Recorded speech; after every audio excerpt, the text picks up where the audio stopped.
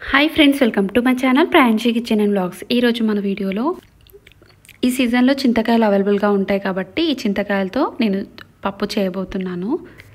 నోటికి పుల్ల పుల్లగా ఏం తినబుద్ధి కానప్పుడు అలాంటి టైంలో ఈ పప్పును చేసుకొని తినండి. చాలా అంటే చాలా బాగుంటుంది. రైస్లోకి ఈ పప్పు కాంబినేషన్ తిని చూడండి, చాలా బాగుంటుంది. లేట్ చేయకుండా చింతకాయ పప్పు చారుని ఈ విధంగా ప్రిపేర్ చేయాలో చూపిస్తాను, చూసేయండి. ఒక బౌల్ తీసుకోవాలి. అందులోకి మనం చింతకాయల్ని నేను ఇక్కడ 8 to 9 వరకు తీసుకుంటున్నాను. నేను ఇక్కడ మీడియం సైజ్గా ఉండే చింతకాయలను తీసుకుంటున్నాను. మీరు పులుపు ఎక్కువగా తినేవారైతే కొంచెం ఎక్కువగా యాడ్ చేసుకోవాలి చింతకాయల్ని. ఈ విధంగా వేసుకున్న తర్వాత ఇందులోకి మనం వాటర్ని వేసుకోవాలి. బాగా నీట్గా కడిగేసుకోవాలి.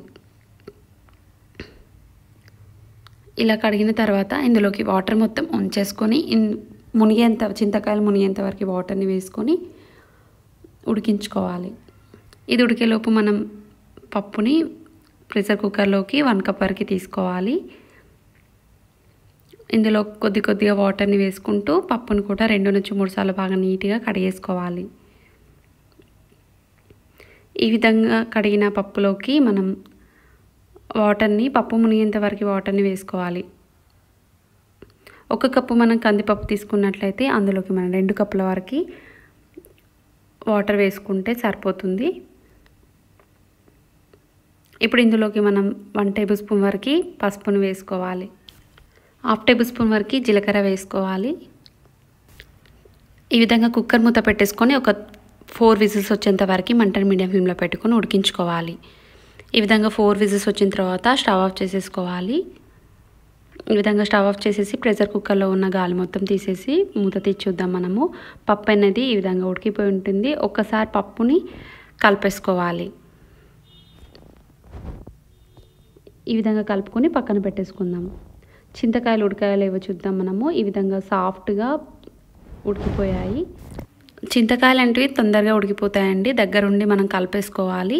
జస్ట్ ఒక 2 మినిట్స్ టైం పడుతుంది అంతే. ఈ విధంగా ఉడికినాయో లేవో తెలియాలి అంటే చింతకాయ పైన ఉన్న తొక్క అనేది సపరేట్ అవుతుంది. ఇలా అవుతున్నాయంటే మనం స్టవ్ ఆఫ్ చేసేసుకోవాలి. ఇది పూర్తిగా చల్లారిన తర్వాత మనం పైన ఉన్న తొక్కను తీసేసి చింతరసాన్ని తీసుకోవాలి.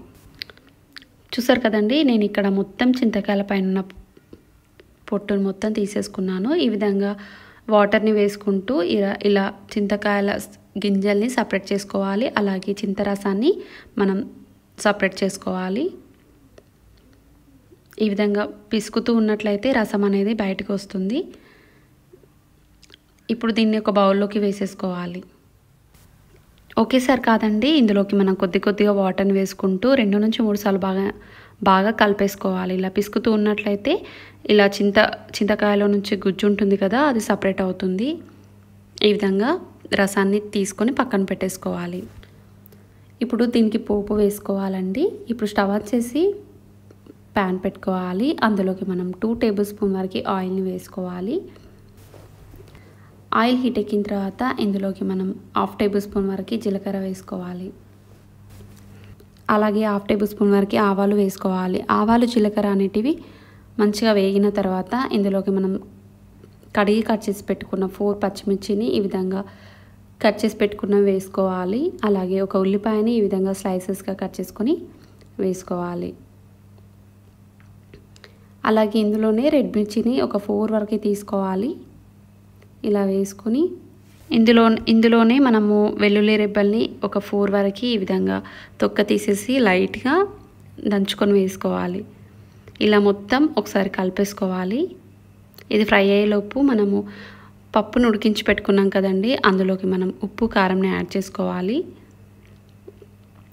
నేను ఇక్కడ 1 టేబుల్ స్పూన్ వరకు కారం అలాగే టేస్ట్కి సరిపడంత సాల్ట్ని వేసుకోవాలి.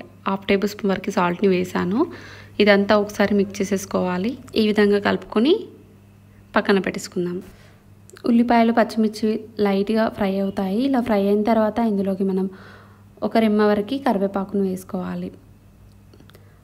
ఈ విధంగా ఉల్లిపాయ ముక్కలు అలాగే పచ్చిమిర్చి కరివేపాకు వేగిన తర్వాత ఇందులోకి మనం 1/2 టేబుల్ స్పూన్ వరకు పసుపును వేసుకోవాలి. మీరు కనుక పప్పులోకి పసుపు యాడ్ చేయనట్లయితే ఇందులో తాలింపులో మనము 1 టేబుల్ స్పూన్ వరకు పసుపును యాడ్ చేసుకోవాలి. మనం ఆల్రెడీ పప్పులో వేసాం కాబట్టి ఇందులోకి 1/2 టేబుల్ స్పూన్ వరకు పసుపును వేసుకున్నాను. ఇందులో చింతరసాన్ని మనం ముందుగా ప్రిపేర్ చేసి పెట్టుకున్నాం కదా, ఆ రసం ఇందులో వేసేసుకొని మనం ఉడికించి పెట్టుకున్న పప్పు ఉంది కదా, ఆ పప్పును కూడా ఇందులో వేసేసుకోవాలి. ఇందులోకి మనం 1/2 గ్లాస్ వరకు వాటర్ని వేసుకొని ఉడికించుకోవాలి. మంటను మీడియం ఫ్లేమ్లో పెట్టుకొని ఒక 15 మినిట్స్ వరకు ఉడికించుకోవాలి. 2 to 3 మినిట్స్ తర్వాత చూడండి, ఈ విధంగా పైకి నురగగా వచ్చి పప్పు అనేది ఈ విధంగా ఉడుకుతుంది. 15 మినిట్స్ తర్వాత చూద్దాం, పప్పు అనేది ఈ విధంగా ఉడికిపోయి ఉంటుంది. చూస్తుంటేనే నోరూరిపోతుంది కదా. అంతే అండి, చాలా అంటే చాలా సింపుల్గా చేసేసుకోవచ్చు ఈ చింతకాయ పప్పు అనేది. చాలా అంటే చాలా బాగుంటుంది. మీరు కూడా ఒకసారి ట్రై చేసి మీకు ఎలా కుదిరిందో కామెంట్ బాక్స్లో తెలియజేయండి.